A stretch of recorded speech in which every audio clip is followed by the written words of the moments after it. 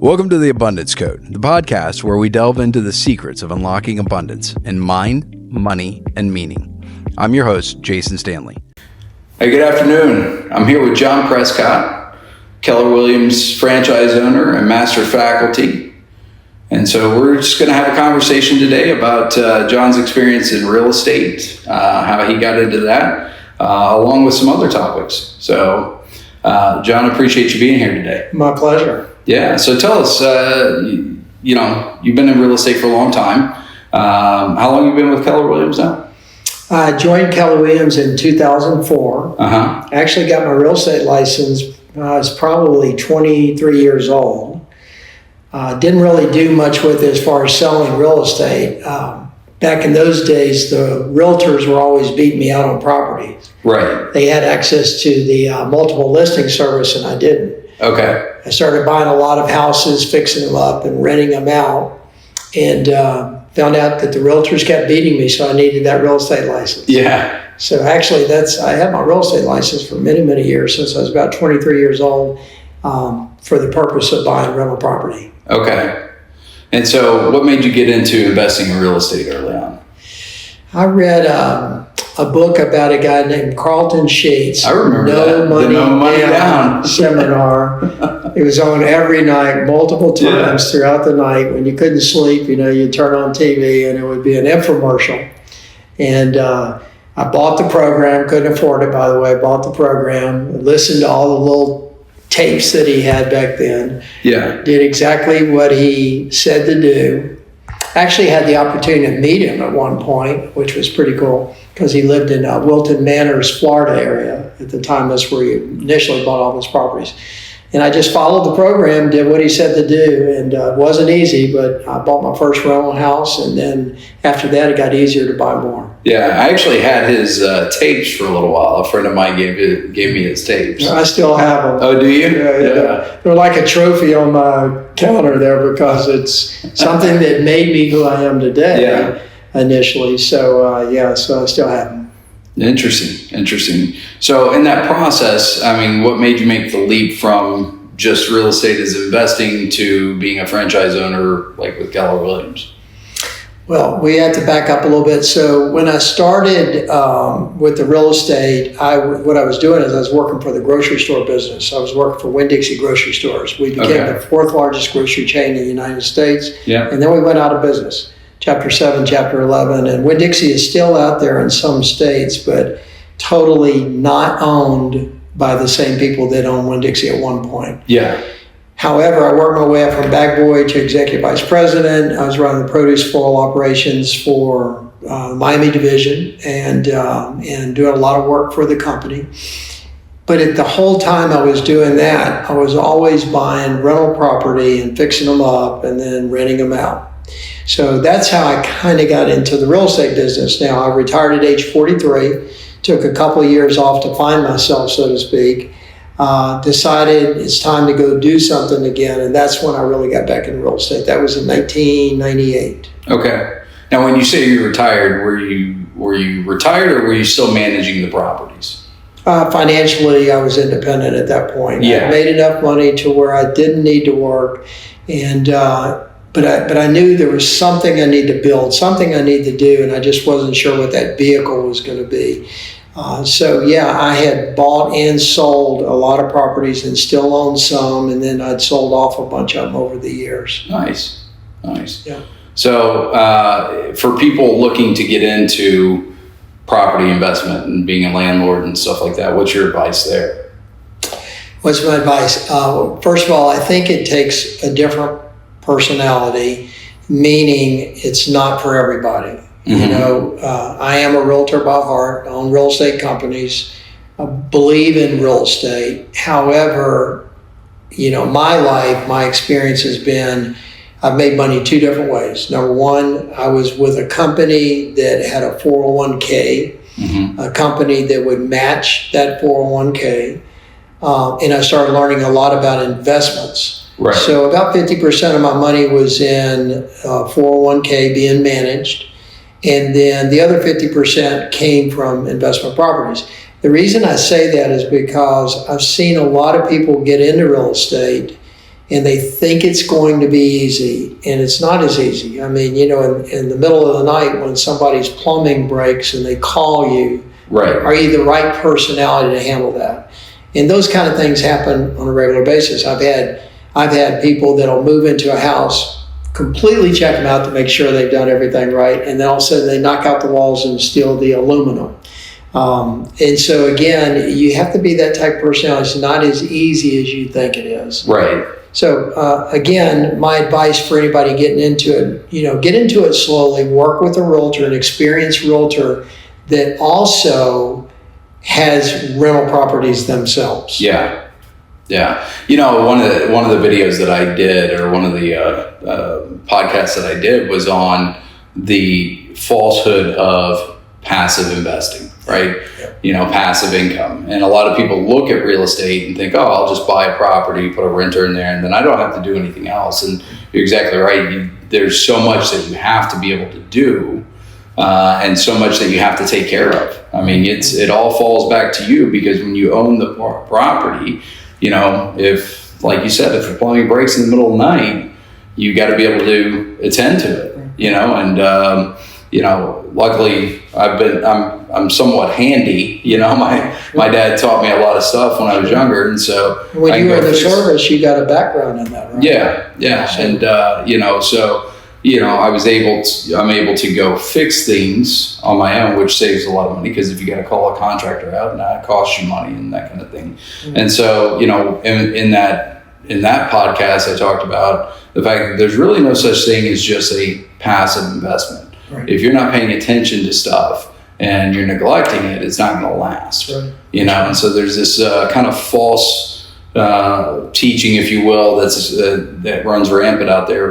Just have passive investments and passive income streams and that kind of stuff. And while it can be somewhat hands off, the fact of the matter is that you have to know some stuff before you dive off into it. And you hear these stories all the time, and you got to ask yourself, are they just selling a program? I mean, if it was that easy and you could make that kind of money, why wouldn't you just be doing more? Because there are people out there that own hundreds of properties, and we call them doors. So it's not just a house. It could be an apartment building with 12 doors or 12 units. Right. And they love doing that, right? And they're really good at it, and that's how they want to make their income. And the majority of the people out there, though, they only have maybe one rental house.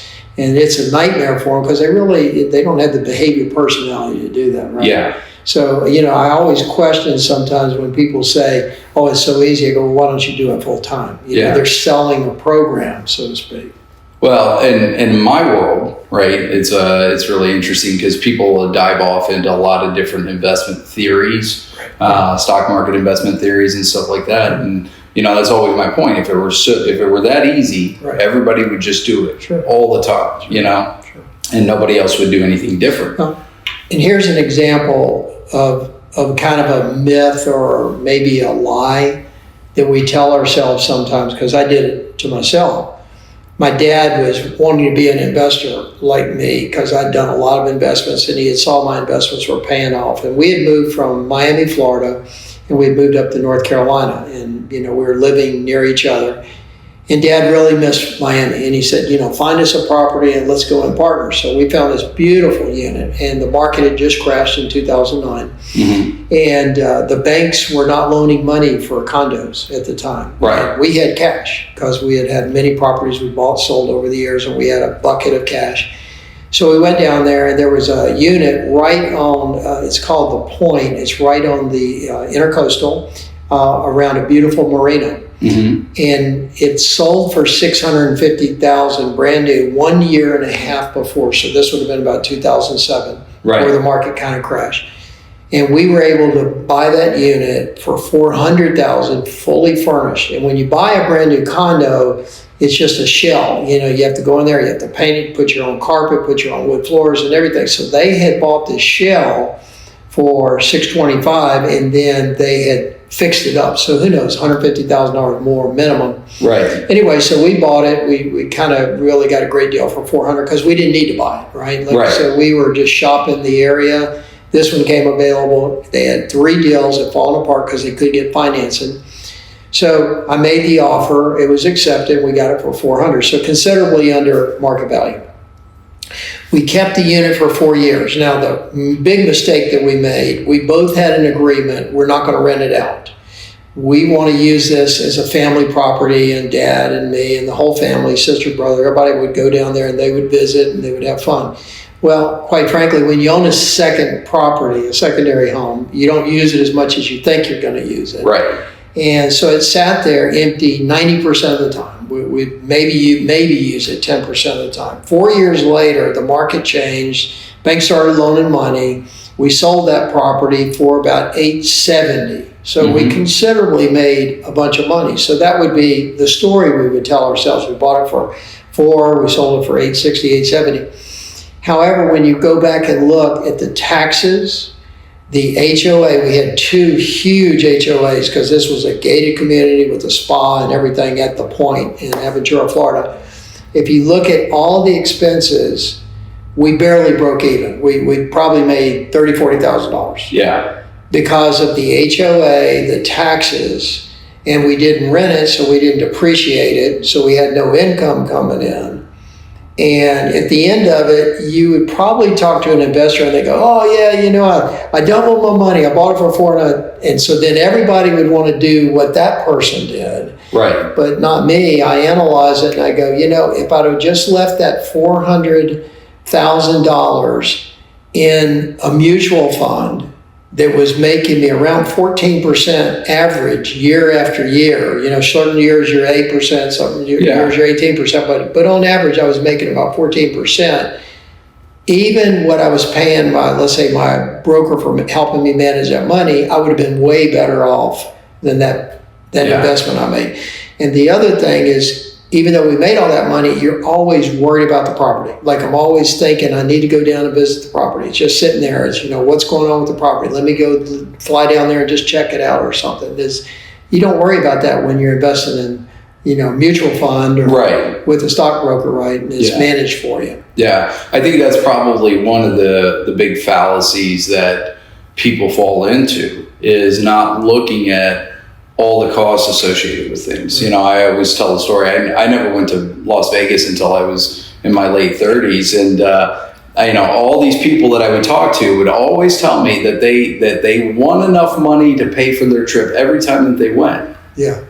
And the reality is number one, I've never had that happen. Number two, what I figured out is it may have happened once to them out of all the trips that they took out there, right? But it became the big win. And in my world, day traders are like that. They always want to tell you about their wins and stuff, but by the time you calculate out you know, short-term cap gain taxes, which taxes income, and the cost associated with the trades and stuff like that, you know, day traders usually end up right around the same spot as, you know, long-term buy and hold investors. Or even less, because I was a day trader for 3 years, and, you know, yes, you got to pay back on the capital gains you made on short-term investments, right? But then you have one bad day. Yeah. You could lose $100,000 or more in one bad day, and it may take you months to make that up because you're getting in and out of those trades, right? Right. You know, just it goes up a quarter of a point, maybe an eighth of a point, maybe a 16th of a point, but you got 1,000 shares, or I was doing options in my case. Yeah. But yes, you could make, you know, say $13,000 a month, but also I could lose $150,000 a month, and it's pretty scary when you do that. Right. And it's a full-time job. It's not like you just get on the computer and you do it for an hour or so and you forget it. I mean, if you're really protecting your assets, I was on that computer for 8-10 hours a day, worse than any job I ever had. Yeah. so I would not advise anybody to do that. Yeah. Well, and I mean, it all goes back to, you know, I think the most important thing for people to think about as in whatever investments that they're doing, whether it's stocks or real estate and stuff, is to truly be honest about the numbers. You know, it's easy to go, well, I bought, you know, and we've seen it with people with their personal homes, which I don't necessarily view your personal residence as an investment. Yeah, I don't either. You know, I think when you live in it's a liability. For savings, I think. Yes. It's not, Yeah, I believe what Kiyosaki says. I don't believe it's an investment. You should a rental property where you put a little bit of money down and somebody else, is paying your mortgage, so to speak. Yeah. Which I also believe you don't pay just a little down, put down 20 or 25%. Like I would never do what I once did, which is no money down. Right. I would never do that theory again. That worked great back in those days.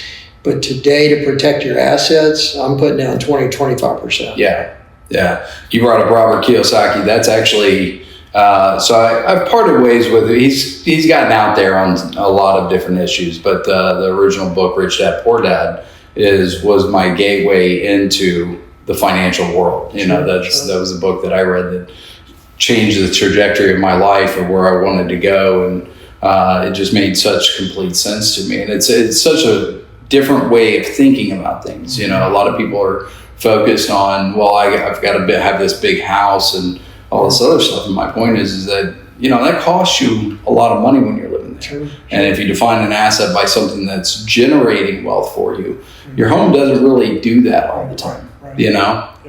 I've always looked at my homes as a forced savings account. Now, when I was 20, I bought my first home, and it was a trailer. It was a single wide trailer. Right.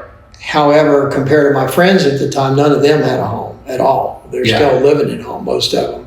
And I bought that, and I paid $7,000 for it, sold it for $10 a year and a half later. I took that money I made, that profit I made, and I worked hard to pay down what I borrowed. And then I bought my first real home, and at the time it was only $30,000 for a brand new home. Yeah. And then, but again, this is a long, long time ago. But then I keep selling the home, rolling it into the next higher price home until I am where I am today, which is a very nice home that we live in today. But again, I look at that home as an asset that someday I will sell and then go into a condo. Right. And then from a condo, if I'm still healthy, maybe into something like in the Villages, assisted living or something. I don't and then your size of your yard keeps getting smaller and smaller until you got a plot.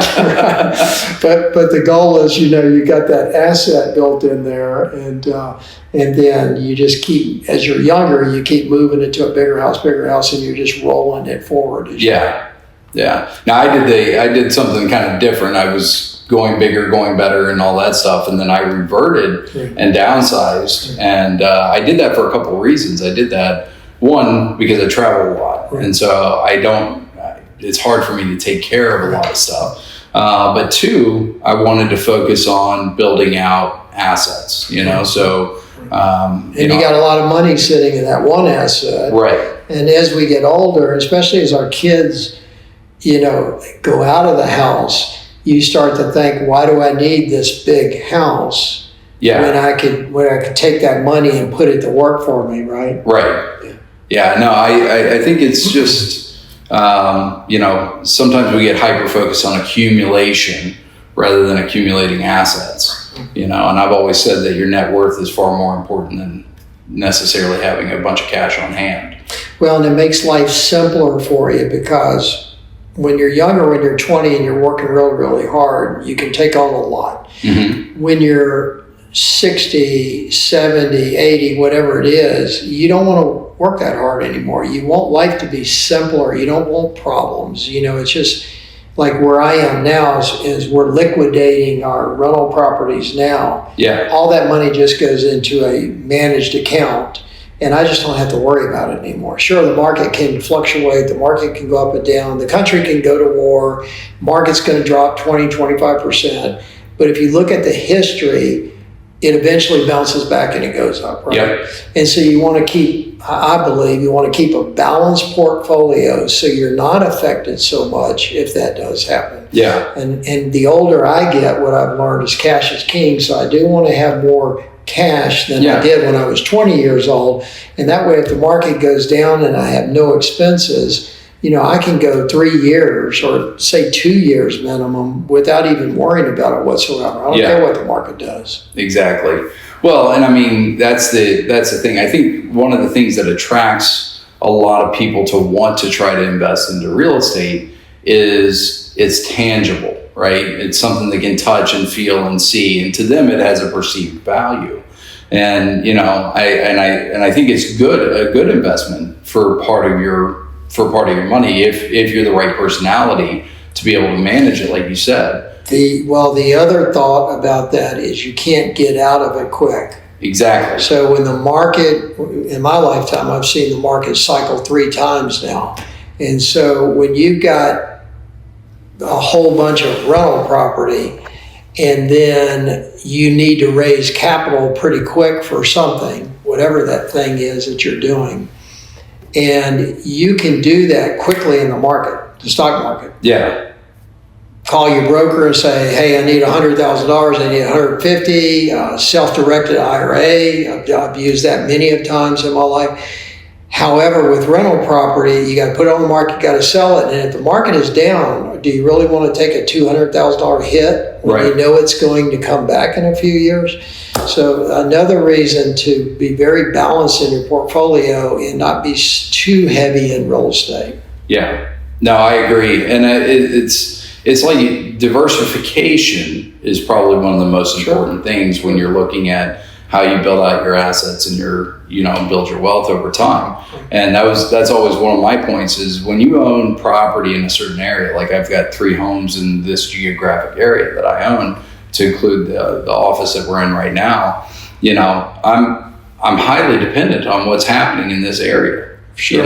If something happened here in the state of Texas, we saw it in the 80s, where they had the oil and gas issues and real estate prices plummeted. In fact, the 80s was kind of the equivalent for Texas, was the equivalent of what 2008 was to the rest of the country.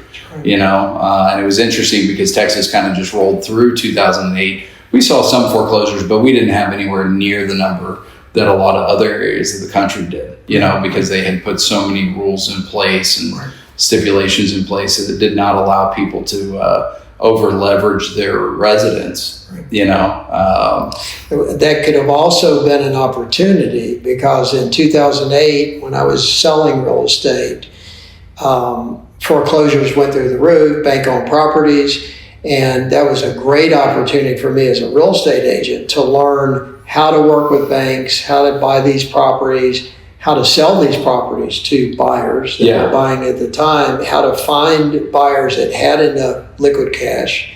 And so it created a great opportunity. It was also a great buying opportunity for us at that time. I loaded up on buying rental properties at, I'd say, 40 cents on the dollar. Out of these places because banks wanted to get them off their books. So anytime we have a bad situation that appears to be bad for so many, it can also be a great opportunity. Yes. Yeah, no, I agree. I say it goes on sale. Yeah. It's like buying stuff when it goes on sale. Yeah. If stocks are going down, if it's a good quality company, buy some more of it. It's gone on sale. But the goal is you got to have some money to buy it with. Right, exactly. And so, one of the beliefs I have that I do my best to teach young people is when you're young and you have the energy, load up, man.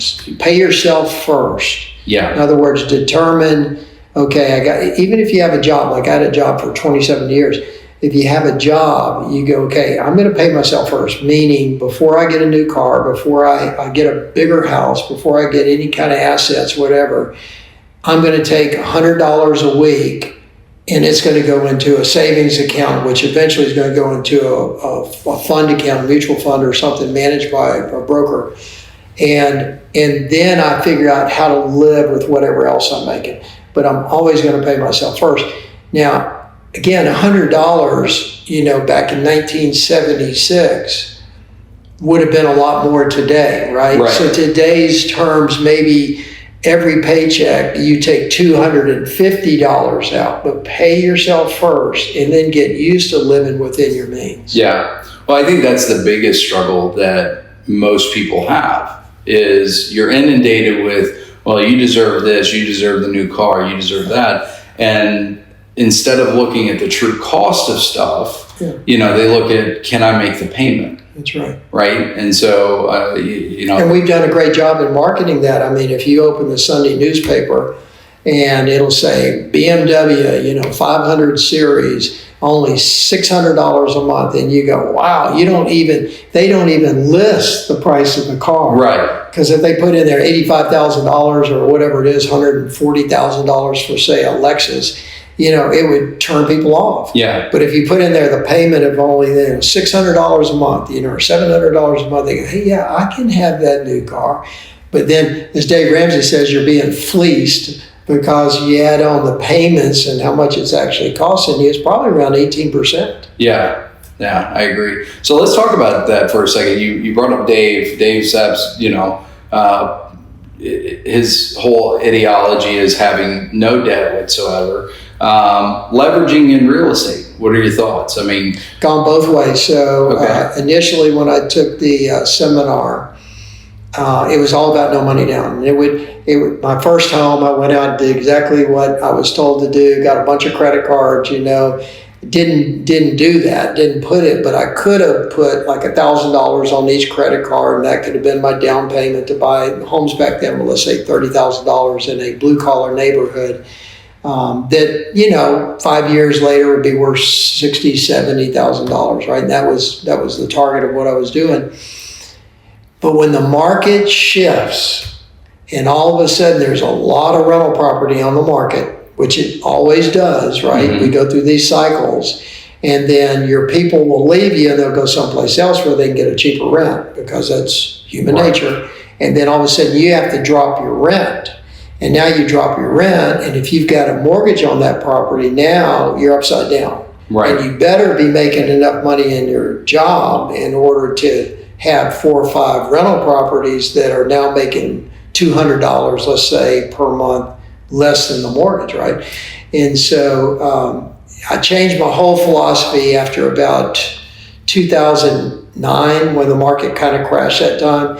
And I said, never again. I will not get another rental property unless I can put down a minimum of 25%. Yeah. Now that means I have to save longer. It may take me longer. I can't take advantage of the deals like I used to, but I'm just more secure, safe, that if the market does, go down, I can adjust the rents with the market without losing somebody, and I'm never going to have to, have an alligator, they call it, a negative cash flow. Right. Yeah. No, I think that, when you're looking at, buying into a property, or,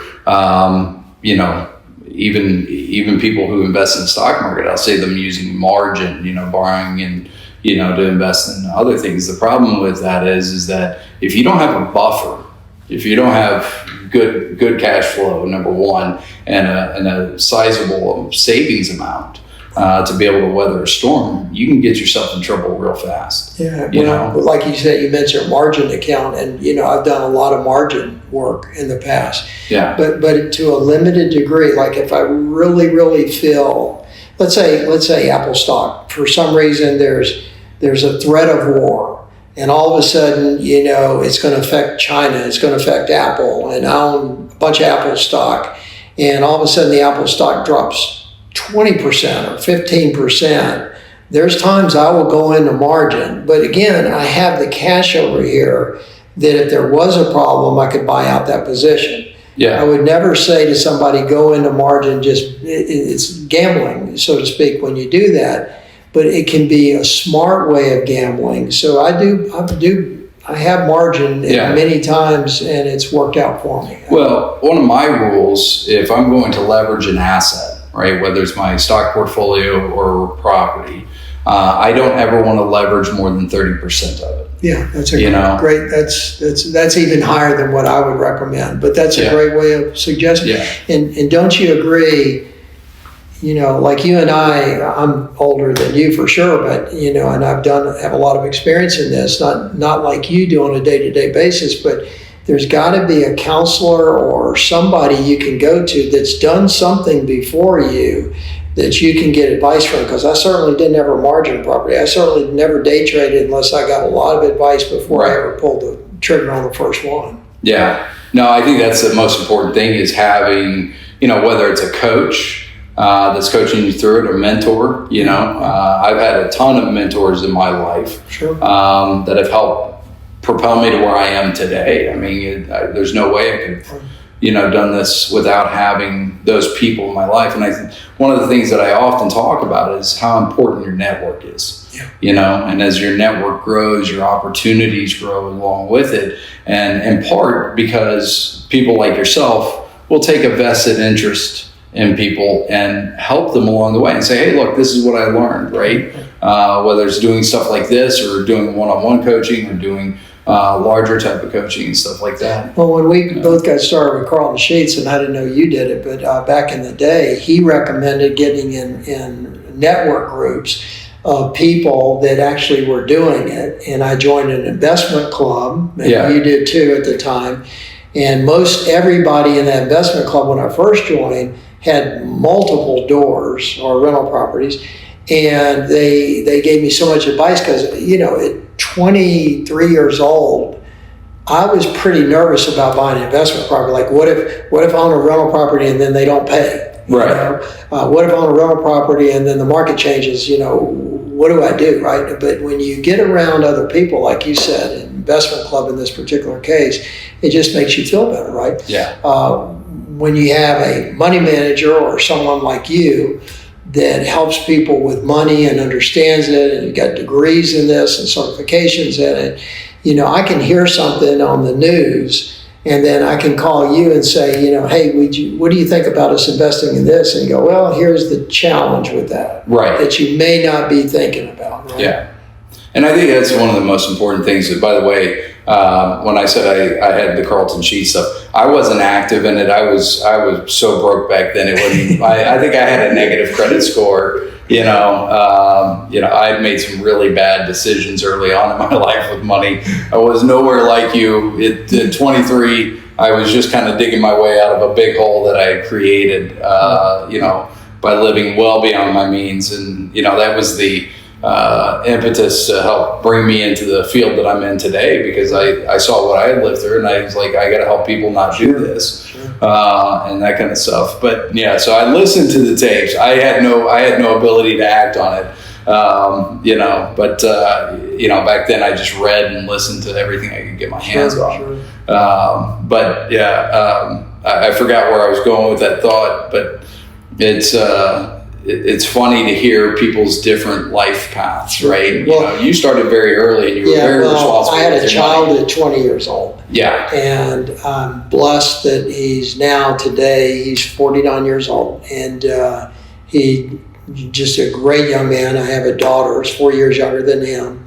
Been blessed with two wonderful kids, and I wouldn't trade it for anything. However, I was definitely forced to grow up quick. Yeah. Most people don't have children until they're 25, 27 years old, and I already had a family at 20. I mean, I had to learn how to make money quick. Yeah. And but the one thing I just learned at a young age is compounding, and how important compounding is, and to pay yourself first. Yeah. And from day one, I just made sure that I took a certain amount of money, put it into an account to grow it. Now at Winn-Dixie, they almost forced you to buy Winn-Dixie stock. If you were an executive of the company, they'd call you in about every 2 years and I'd say, hey, we got a deal for you. And I didn't get a pay raise for probably 12 years, because every time they call me in for a 3% pay raise, they paid me 3% stock, Winn-Dixie stock. Right. And the old saying of put all of your money into one basket and then watch it very carefully. Yeah. I don't know if I necessarily agree with that, because when you put all your money in one basket, like Winn-Dixie went Chapter 7, Chapter 11, they went bankrupt. Right. And some of my friends that had millions of dollars in Winn-Dixie stock for 40 years they had been with the company, they lost it all. Right. They lost 100% of it. Well, here locally where we're at, we have Dell, and prior to 2000, if you owned Dell stocks, they called them Dellionaires, right? Yeah. And then if they held on to their stock just essentially almost a month too long, they became thousandaires again. Yeah. It was. So I agree with you. I think the more you can start to spread things out, but I do think that if you're starting a business or if you're working in something, I do think that there's a lot to be said about being focused on your efforts, sure, right? Before you go out and take on another endeavor. I see a lot of people try to do a lot of different things all at once, and they never really accomplish anything. Whereas if they focus in their efforts, once you get something growing, probably much like you did your real estate business, with Keller Williams and stuff like that. Once you got that growing, you could then go off and do other things, right? Well, I would say this, because I do a lot of teaching around the country, and I work with Keller Williams Realty. We own franchises. Yeah. And so I'm pouring back into the younger generation, and they hang on to every word that I say, so I'm very careful about what I say. And I will say that you can get rich by working in a job. Yeah. You can get rich, because I did. And the way you do it, though, again, is you work hard, you work smart, and you always put money aside. You never let a week go by. Whenever you get paid, you never let a week go that you don't put that money away and you invest it, and time will take it, and it will compound over time. And you'll get to be, let's say you start doing this when you're 20, you get to be 40, 45 years old, you look at the bank account, you got over $1 million easy. Yeah. But again, where I see the younger generation, they think they've got so much time and they'll invest later. Right. And they don't start when they're young. And it's just amazing what happens when they get 30 years old, and now you got kids, now you got college, now you got stuff, and you haven't gotten in the habit of paying yourself first. And you're betting on someday at 70 years old, okay, it'll be different, I'll have this money. Yeah, well, I think you hit on a topic a minute ago too. By having kids early on, it forced you to have to start looking at those things. Oh, yeah. Whereas I did not have kids till later on, and so I made a lot of big mistakes early on. Sure. In fact, Charlie Kirk talked about that when he was alive. Is that, hey, go have kids, because if you want to know that you can work harder than you've ever worked before, have a child that you have to support. Well, it's the American dream, right? Is to have home ownership. And the reason we know that so many of this generation doesn't own homes because they choose not to. They choose to stay single. A lot of them, not all, stay single. They hop around a lot. Yeah. They change jobs a lot because they want the experience. This is what they've told me, in a major corporation. And they also, they don't want to be tied down to one property. They want to attempt to try many different properties, and sometimes many different areas. They move from different parts of the country, right? And so what happens is when you, as Charlie Kirk said, if you do get married young and you do start having kids, the world is totally different. Now you get planted, now you get invested, now you care about what the government's doing, right? You care about taxes. You care about all these things that are important to us. Yeah, I never had stress in my life. I went to combat. I did all these things. I never had stress in my life until I had kids. It was like, and it was a good stress. It wasn't bad. It's not, I don't ever look at my kids and go, oh, that's a headache and that kind of stuff. Mm-hmm. I think it's the most wonderful blessing in the world. Sure. But you at that moment when you hold that baby for the first time, you feel the weight of the world on you, because you now have to provide. You have to be able to do something for them. Sure. And, I think it's a huge responsibility. Oh, it's a massive responsibility. Yeah. But I think it makes you better. And I don't know about you, but so as I get older, I feel this passion for teaching the younger generation. Absolutely. Because so many of them, now I'm not saying all, but so many of them just don't care. And I'm sure it happened in my generation too. I'm sure it happened in yours, where you think you got so much time and you don't need to worry about it right now. Yeah. And even with my grandkids, like we set up a fund when they were very, very young. And my wife, Holly, it was really her idea to do this.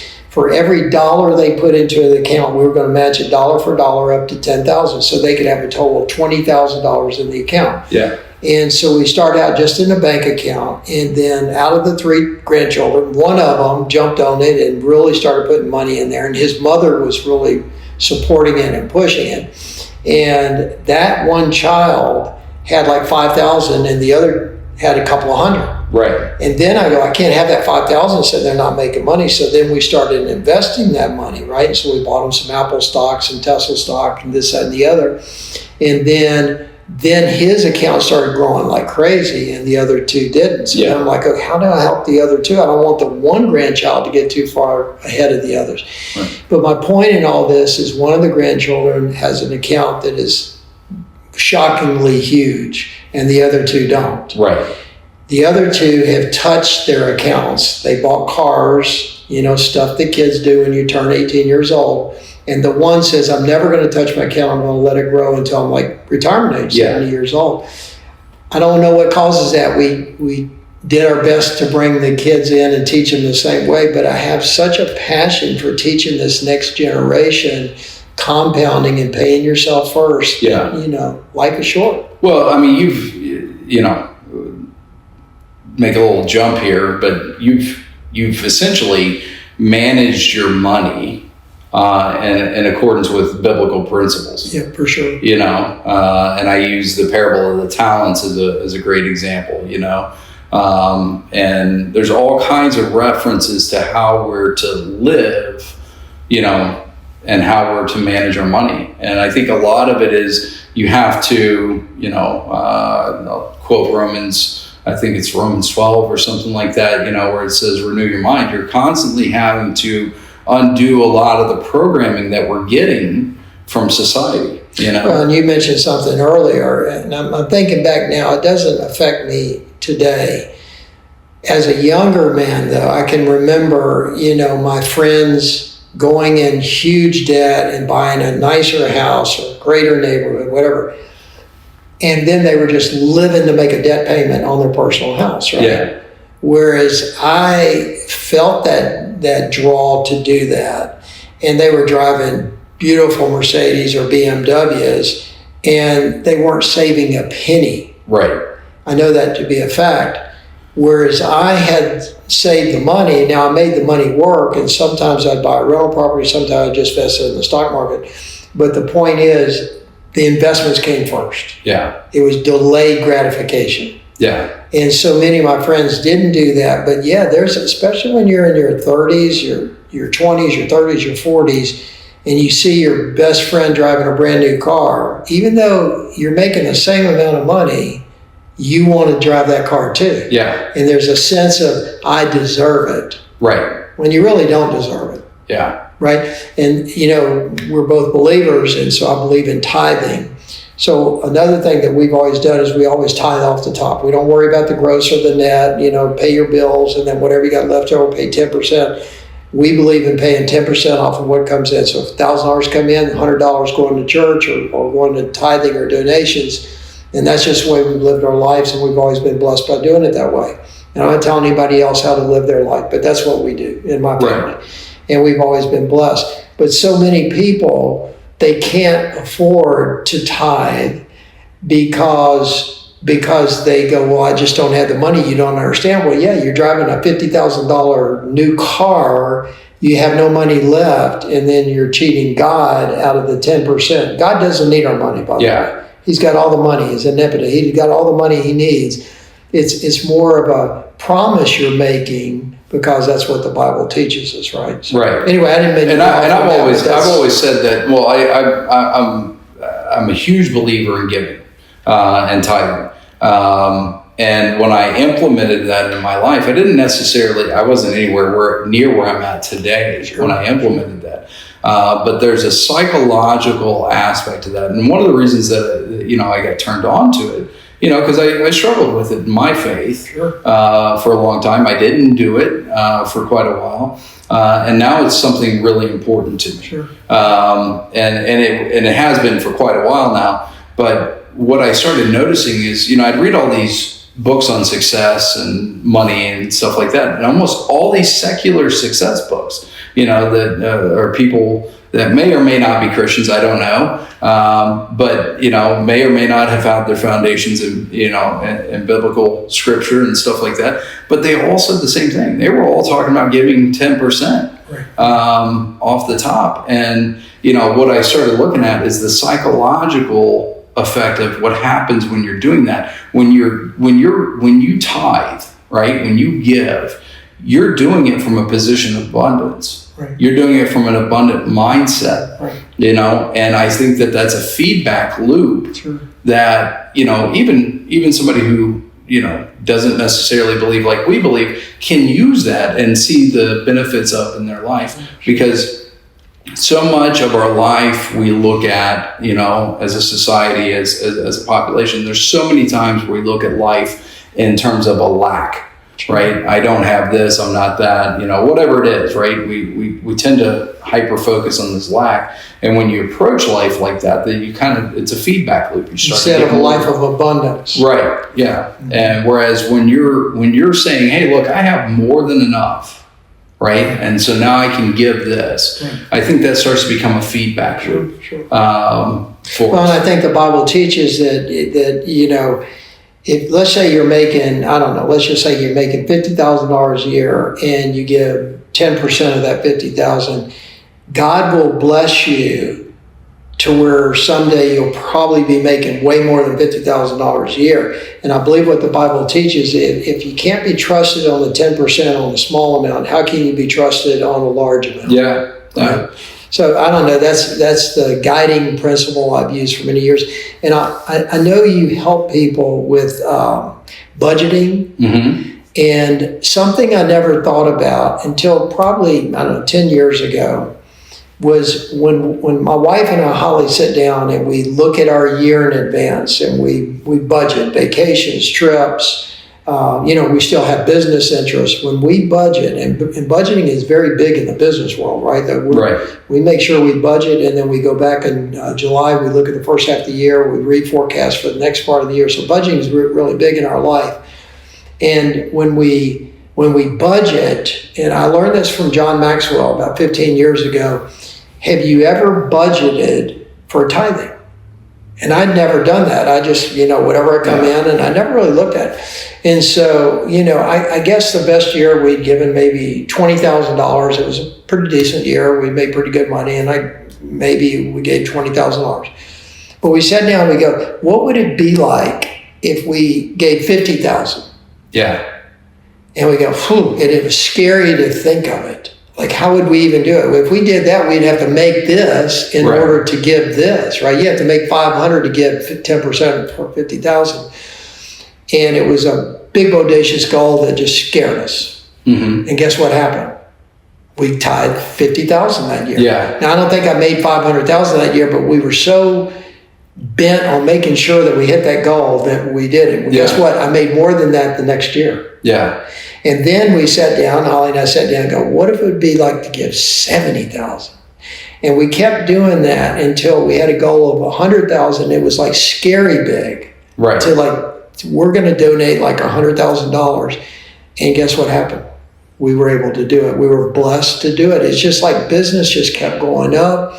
And it was not just one business. We own multiple businesses at this point in our life. But all of a sudden, all the businesses started going up. Right. And then we were able to give. And we've always been blessed with that. Yeah. Well, I think, for those that listen to this that are Christians and stuff, I think it's great advice to look at it. Because when you're diligent in the small things, it compounds into much larger things. And it's just like paying yourself first and investing, right? If you're diligent in those small things, the compound effect, it doesn't take long to start to see that compound effect. And the two things around tithing, I think, so I'm very passionate about family, right? I'm very passionate about teaching families how to start to build wealth together as a family, and it starts by sitting down with the family and writing out what your family values are, what your mission is, what is it that you want to, what kind of impact do you want to have? And by the way, what percentage of people would you say do that? Sit down and come up with a mission statement or what are our values? We are the Stanleys. This is how we think. This is how we operate. This is what we do as a family. This is what we don't do either. I will tell you, in all the years I've been doing this, it's non-existent. Yeah, it's almost,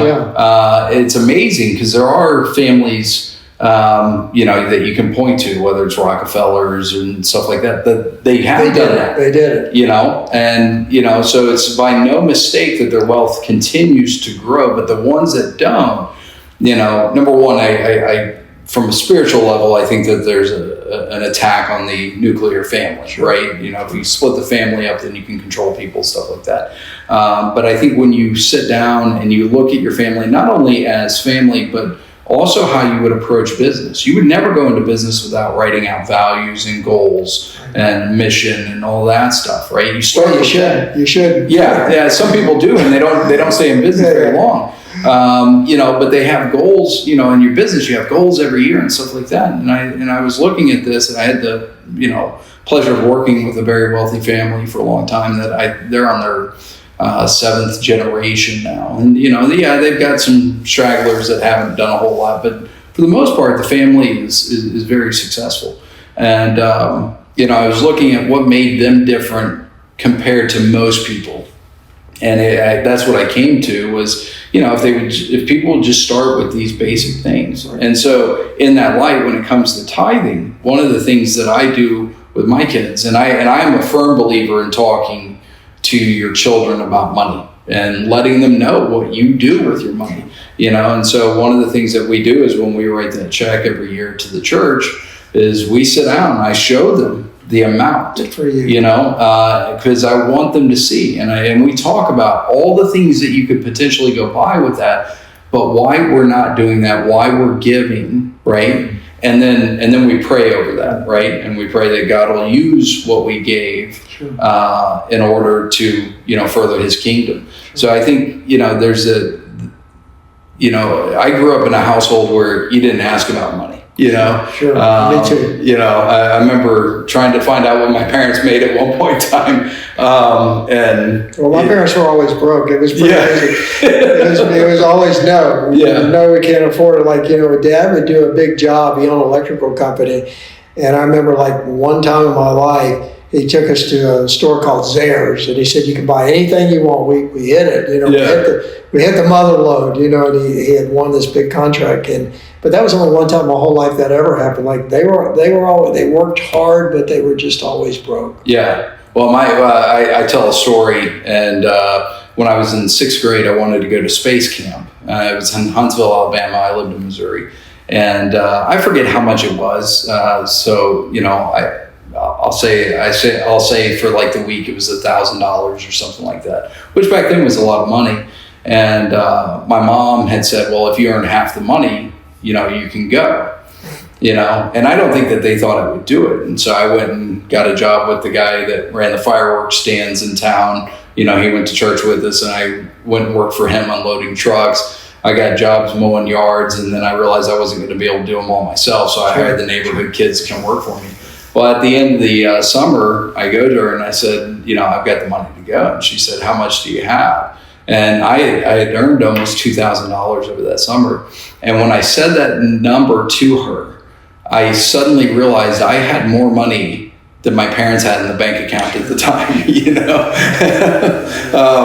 They were. It took my parents a little while to build wealth in their life, and just the look on her face, I'll never forget. It was like this epiphany moment that, oh, wow, I've got more money than mom and dad have right now. Well, and let me go back. When I said my parents were broke, to clarify, they just never had, we never needed clothing for sure. Right. They would figure out a way that we always had nice clothes every year we'd start to school. We always had lunch money. We always had the necessary things. We had a nice home, not a big home, but we always had a nice home. But they never had wealth. They never built wealth, because again, my dad owned a business. My mother was helping him. There'd be good years, not so good years. And it's a struggle sometimes, right? And so, as his business kept growing, and this is what people don't understand, is your business keeps growing, so do your expenses, right? And you always we call it pay the men first, because, most of them were electricians, they were all men. And mom and dad would always say, we got to pay the men first. We got to pay the men first. Paying the employees was more important sometimes than us eating a nice meal. We never went out to nice restaurants like never ever. Yeah. Now my kids grew up going to nice restaurants. Right. It's almost like I've spoiled them, right? So again, I just want to clarify, they weren't like dirt poor. Right. They worked their butts off in order to provide what we once had. We were the same way, Yeah. and never wanted it for anything. In fact, we took a vacation every year. Right. Now they did it on a budget and stuff, so it was, But I don't know about yours. My parents, they didn't have a mutual fund. They didn't have a money manager. They didn't have somebody like you that they knew in church or anywhere that would coach them on it. Yeah. I was blessed early on to, watch seminars on TV, learn, talk to people, get involved in investment clubs. They just never did that, right? So I think this generation that we have right here is the same thing. Like, they could do so well if they would just get around. What does it say? The 5 people you hang around with most is who you hang out with. Right. Yeah. And I know from you and your children, you're very careful about who they hang around with. Yeah, absolutely. I'm very careful about my grandkids, who they hang around with, and I'm very boisterous about that, right? Yep. Well, it's the same way when it comes to money and everything. It's who you hang around with is going to determine what your outcome is financially. Right. Well, I always say you're the average of your 5 closest friends. Yeah, so, if you're hanging out with people who have, a positive outlook on life, they're focused on, working and achieving stuff, you're probably volunteering and giving back, versus holding on so tight that I worked hard for this money and I'm not going to let I'm just going to keep growing it versus the abundance mentality of look, money comes, money goes. I'm doing this. I'm blessing others. Yeah, I've always said if you open up your hands and let go of stuff, you got to move things in and out of your life as it's supposed to be there. Be the river, not the rock. Right, exactly.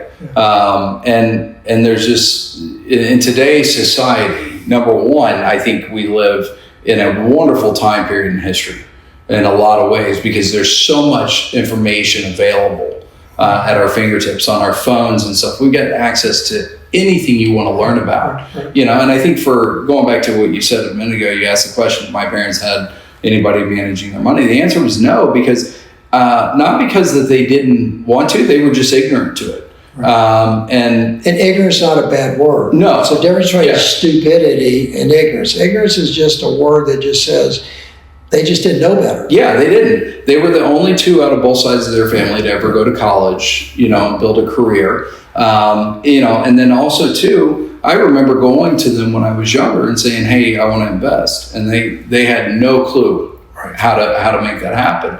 And of course, I didn't either. Even whenever I loved aviation. I know you love aviation too. When I was young, from the time I was a little kid, I was just enamored with aviation, and they thought that the only way to become a pilot was to go in the military, right? Because that's what they've been told. That was all they've been told. Did. Yeah, it wasn't until I got into college, that I was talking to my girlfriend's father at the time, and found out that he had a pilot's license. I'm like, oh, were you in the Air Force or something? He's like, no, I just went and took lessons. I'm like, wait, you can do that? You can do that, but back then we didn't have internet. We didn't have access to the information that we have now. So I think, 2 things. One is, in today's world, you have a ton of access to information, and, you can learn almost anything you want to learn very easily, Heck, even a lot of these universities, I've taken classes through MIT, I've taken classes through Columbia Business School and different things that I'm interested in, and they have these executive courses that you can pay and take these courses in. You mentioned Charlie Kirk, and here's a guy that didn't even go to college. He's probably one of the smartest people I've ever met in my life. If you watch his videos, you'll see it. You watch him teach in church on Sundays, which a lot of people didn't even know he did this, and he used to teach a lot on Sundays in church, and he knows the Bible, scriptures, and verses, but where did he get all this knowledge? He read all the time. He just was constantly reading. His goal was to read 100 books a year. Now think about it. That's amazing. 100 books a year. And so then as he got busier and everything, what he said was he started having other people read books and giving him the summary. So on top of trying to read at least 50 to 100 books a year, he had other people report. So yeah, with technology the way we do, with all the books that are available, everyth's been written on just about every subject. You can learn anything if you put your mind to it. Right? Oh, absolutely. Well, he's definitely, he was definitely an inspiration. I was talking to my best friend that I grew up with last night. We were talking, about reading the Bible and stuff. And I said, I thought I knew a little bit until I watched him talk about the Bible, and then I was like, holy cow, I got a lot of work to do, to actually know scriptures and stuff like that. And, but I try to constantly be learning something new. Always be learning. That's part of our family values, coming back to our mission statement and our values. We are the Prescotts. This is what we do, blah, blah, blah. And one of them is always be learning based. Yeah. I think it's wonderful advice for people to follow. And, I wish more families, and like I said, I'm very passionate about this and try to coach families in terms of how to do things together as a family. Because when you have a good team, and there's nobody better than your family as a team, when you have a good team, you can accomplish a lot. You don't have to be a billionaire. You don't have to be Elon Musk, right? The goal is to be diligent with what you've been given, right? I'm not of the mindset that everybody is necessarily meant to be rich and that kind of stuff. But I think that, even if you have a little bit, you can be diligent with it, and it can be something much bigger. Sure. And I say not everybody's meant to be rich. I take that back.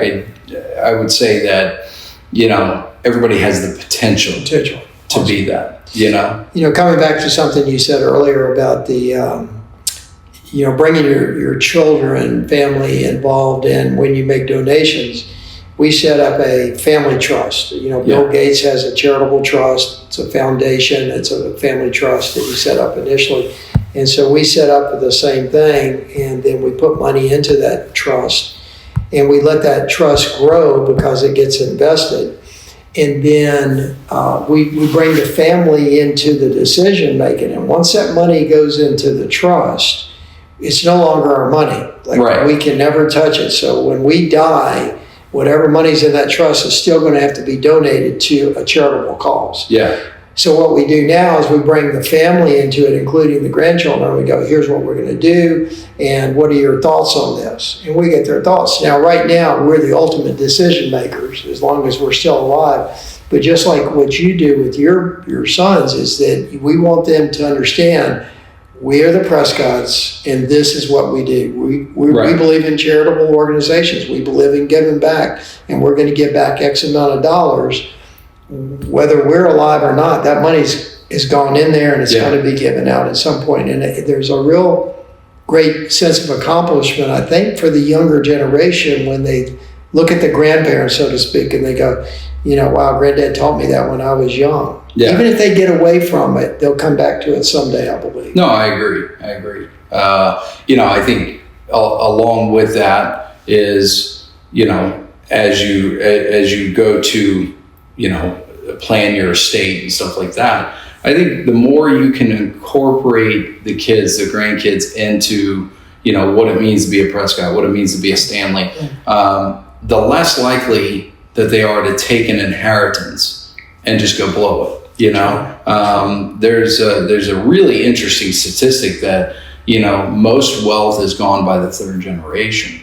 And I think that it goes back to that fact that people just don't take the time to look at their family and say, let's map out what it means to be part of this family, and this isn't a new way of thinking, right? What we're talking about is not new. This is how it used to be done. Sure. Some of the richest people in the United States ever, this is the way their families ran it, right? Yeah. Unfortunately, by the third or fourth generation, and as the families get bigger, and when a person dies, then it gets divided more. So, that's one thing that's working against it, so to speak. But again, if you don't have the values or the principles, then the money's gone. Right. A great book is called Entrusted. I don't know if I've ever shared that with you. And it talks about this, has a family mission statement, values and everything. And so I told my kids that I was going to give them some money because we've been blessed. And I said, I'm going to do it now. So we're giving while we're living. Yeah. So we're knowing where it's going. And we heard that from John Maxwell one time. We go, that's just so cool. So anyways, but the key was they had to read that book, Entrusted. Okay. Now, when they read that book, what they took away from it is, does that mean you're going to die and we're not going to get any money? Yeah. They were like really concerned about it. Well, you might not, because you got to make it on your own. And by the time my health is great, so I might not die until I'm 90, you'll be 70, you won't need the money anymore at that point. Yeah. So where's the money going to go? We got to think about, charitable organizations and everything, because if we die with a whole bunch of money, you don't need all that money. Yeah. Right? So where are we going to give the money to? Let's start thinking about that now. Right. Well, I think talking through all those things, teaching kids early on, it just makes it all that much easier for people to carry out what your wishes are and that kind of stuff. I deal with a lot of families, where somebody passes away and everybody goes, well, what would they want? Right. They have no clue. Along the book that you're talking about, there's two really good books that I encourage parents to read. That's Price of Privilege. Ooh, I like that. Yeah, I get that book. And then one's I believe it's called The Blessings of a Skinned Knee, and it's about that book's about how you give children enough latitude to experience failure, but it not be catastrophic. Right? We learn a lot through failure, and for some reason our society is become overly worried about failure and not letting people experience failure and stuff like that. And failure is one of the best learning tools in the world. I've learned more about failing than I have about winning. Exactly. I don't know if you read the book Failing Forward. Yeah. Sure. Fail forward, fail fast. Yeah. Do it fast. Do it fast, and do it multiple times. Yeah, exactly. I mean, it took me a long time to figure out what I was good at and that kind of stuff, and I failed at a lot of stuff, leading up to it. But in every instance of it, I learned something. You've done a great job, and I'll say this. I know both of your children, your sons, and they're wonderful. You've done a wonderful job raising them. They're very respectful. They're a pleasure to be around. Your oldest son, I've hired him to actually help me out around the yard, and as strong as an ox, and to lift stuff and to help me and give him the opportunity. I know he works all over the neighborhood, detailing cars and everything. And he's very smart, and he's working on his pilot's license, and he's a sharp young man, and that doesn't happen with a lot of great parental skills. So congratulations on that. Well, sometimes I say, yeah, I agree. Other times I'm like, am I messing them up? Our parents probably say the same thing about us. Yeah. Will he ever turn out properly or the right way? Yeah, exactly. Well, before we wrap up, any last pieces of advice for people around real estate, anything else?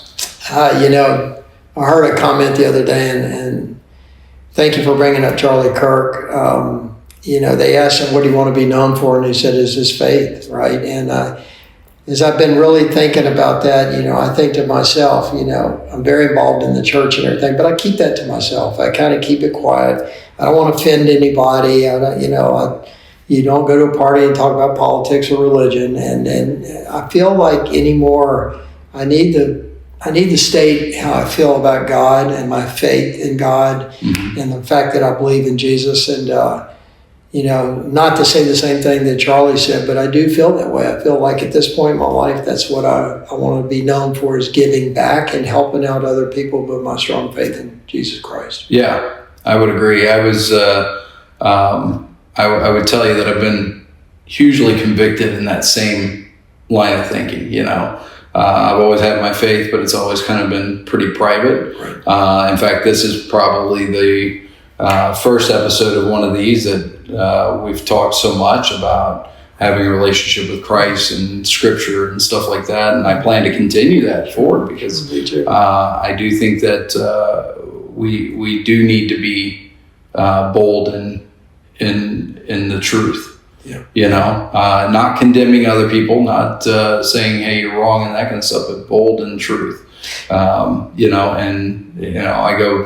go back to the Christ absolutely exemplified that, when he's in John, when the prostitute was about to be stoned, and he stops the stoning. He didn't say, hey, don't do that because this is her life choice, this is her body, her choice, all these things, right? He did it, and he walked over to her and he says, now go sin no more. Right. So, again, he didn't condemn her. He says, I don't condemn you, but go sin no more. And so I think that, far departure from, the talk of money and stuff like that. But I think as Christians, we have to love the people around us, but also, speak truth. Sure. Well, and I truly believe, and I've said this for many years, my dad always said it too, we've been blessed. I mean, we are absolutely blessed to be born in this country, to have the parents that we have, the friends that we have that have made us what we are today. I mean, we could have been born in a third world country. So exactly. we were blessed to be here. And I think that if we don't give back, then we're just not taking advantage of the opportunities we have in front of ourselves. So this was wonderful. I appreciate it. Yeah, I appreciate you being here. Yeah. So to close it out, what I would tell you is, if you listen to what John had to say, pay yourself first. Make sure you're giving somewhere in your life, right? If you're not a person of faith, give to whatever charity and things that you feel convicted to give to, and then changing your mindset from what the world is looking at of accumulation of stuff to saying how do I grow with what I've been given, and then I think that those are wonderful pieces of advice, along with incorporating your family into stuff. We talked about it in the last episode of setting down, writing out your family values, mission, and that kind of stuff. Start talking to your kids about those things. If you start training them now, they're going to be good stewards of what you have and what you leave for them as well. And not only that, they're going to go do amazing things in their own life. So until next time, we'll talk to you guys soon, and have a great week.